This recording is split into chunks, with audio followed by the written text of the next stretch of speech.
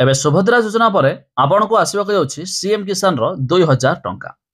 तबे एई टंका केउ माने पाइबे आ केबे पाइबे एनै मध्य आसीगला एक बड़ अपडेट। जदि आपण भी जणे चासी होइथिबे पूर्वरु भी सीएम किसान योजना टंका पाइछंती तबे हेत आपण को पाइ बड़ खुशी खबर।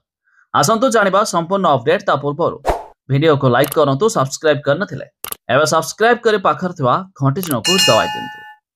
जमिति कि आपण माने जानिथिबे सीएम किसान रे वर्ष को दुईटी किस्त रे 2-2-4,000 टंका मिली थाए। तेबे गोटिए नुआखाई रे मिली थिया बेले आ एक अक्षय तृतीया रे मध्ये मिली थाए।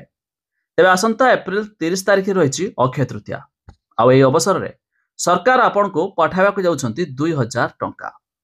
हेले आपण भी जदि ए टंका पूर्वरु पाइ नांती आ आपण भी चाहिले एबे नुआ आवेदन करि पारिबे। तेबे एथिरे मध्ये जो माने नुआ आवेदन करिवे सेमानकु मध्ये भी मिली पारिबो सीएम किसान रो 2000 टंका। तेबे आपण एथिरे आवेदन करिया पई हेले जेकोनोसी जनसेवा केंद्र हो किबा मो सेवा केंद्र को जाई एथिरे आवेदन करि पारिबे, जाहाकि यार पोर्टाल रे मध्ये बे आवेदन प्रोसेस चालू रहिछि। तेबे एथिरे आपण आवेदन करिवा परे सरकार मध्ये याकू अप्रूव करूछंती, जा फल रे आपण भी मध्ये पाइ पारिबे सीएम किसान अधीन रे 2000 टंका।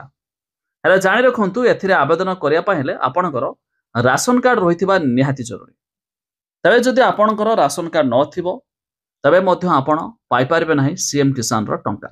आछडा जानि रखंतु आपणको सीएम किसान रे आवेदन करिबा पूर्वरु कृषक ओडिशा पोर्टाल रे रजिस्ट्रेशन कराइ नथिबा जरूरी।